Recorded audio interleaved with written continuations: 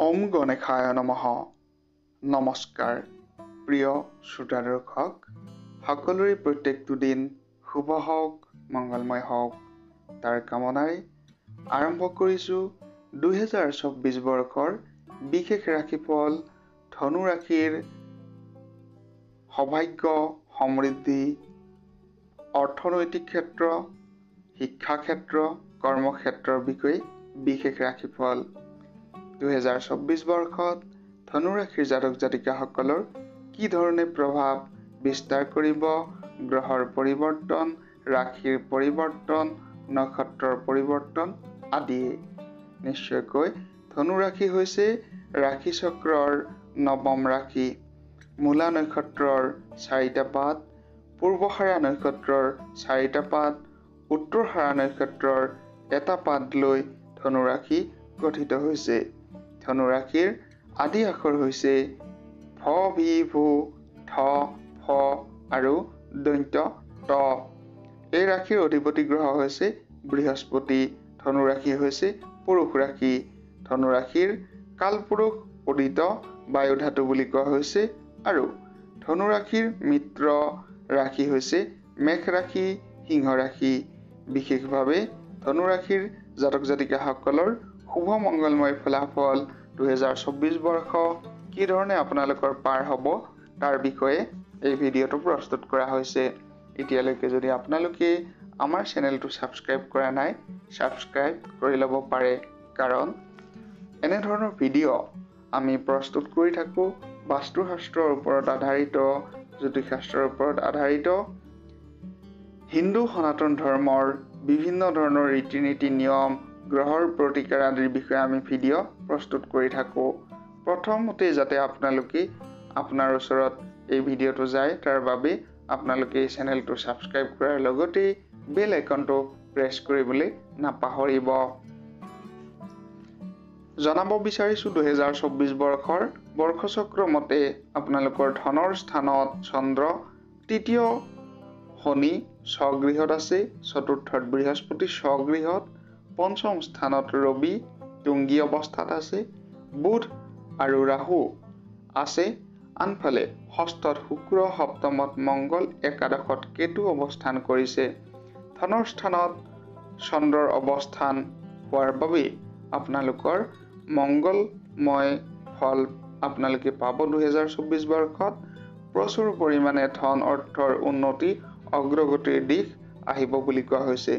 2024 বৰ্ষত ভূমি, কৃষি, কল কাৰখানা, শস্য, ব্যৱসায়, ঠিকা আদিৰ জৰিয়তে আপোনালোকে লাভান্বিত হ'ব পাৰিব।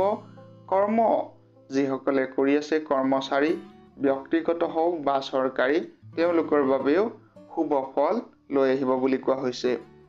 আমি যদি ধনৰ স্থানৰ কথা ক'ব বিচাৰোঁ, ধনু ৰাশিৰ জাতক জাতিকাসকলৰ বৰ্ষৰ আৰম্ভণি কালত ধনৰ স্থানত অৱস্থান কৰা চন্দ্ৰগ্ৰহৰ বাবে ধন আপোনালোকৰ বৃদ্ধি পাব, অৰ্থনৈতিক উন্নতি আপোনালোকৰ আহিব বুলি কোৱা হৈছে। সৰু সুৰা ব্যৱসায়ৰ লগতে বিভিন্ন প্ৰকাৰৰ আপোনালোকৰ আত্মসহায়ক গোট, পশুপালন, সৰু সুৰা বিভিন্ন ধৰণৰ ব্যৱসায়ত আপোনালোকে অৰ্থনৈতিক উন্নতি কৰিব পাৰিব। ইয়াৰ লগতে আপোনালোকৰ বিভিন্ন ধৰণৰ চৰকাৰী ৰাজ সাহায্য পোৱাৰ সম্ভাৱনাও বৃদ্ধি পাইছে।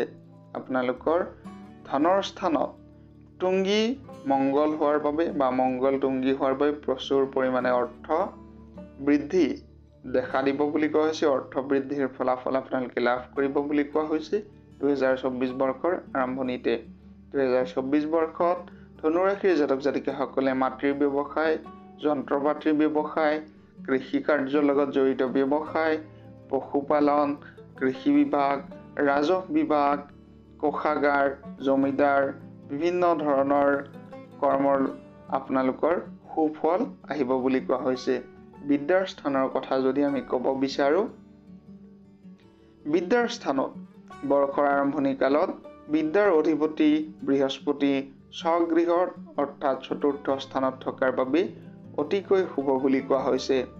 আপোনালোকৰ বিশেষভাৱে এই বৰ্ষত সুফল আহিব বুলি কোৱা হৈছে। আপোনালোকৰ অগ্ৰগতি আহিব, প্ৰতিযোগিতামূলক পৰীক্ষা, নিৰ্বাচনী পৰীক্ষা, বাছনি পৰীক্ষা ইত্যাদিত। আপোনালোকৰ সংস্কৃত, গৱেষণা, কৃষি, কাৰিকৰী শিক্ষা, বিজ্ঞান, চিকিৎসা বিজ্ঞান, নৃত্যতত্ত্ব, ৰাজনীতি, সুচাৰু কলা, নাট্যতত্ত্ব, বিভিন্ন ধৰণৰ বিভাগত সুখ্যাতিৰে পাৰদৰ্শিতা দেখুৱাবলৈ সক্ষম হ'ব বুলি কোৱা হৈছে। পঞ্চমত ৰবি থকাৰ বাবে প্ৰতিযোগিতামূলক পৰীক্ষাসমূহত আপোনালোকৰ সফলতা আহিব বুলি কোৱা হৈছে। কৰ্মস্থান আৰু চাকৰিৰ কথা যদি আমি ক'ব বিচাৰোঁ, কৰ্মস্থানৰ আপোনালোকৰ অধিপতি হৈছে বুধ। বুধ গ্ৰহৰ বৰ্ষৰ আৰম্ভণিকালত পঞ্চমত ৰবিযুক্ত হৈ থকাত আপোনালোকৰ কৰ্মস্থান শুভ বুলি কোৱা হৈছে।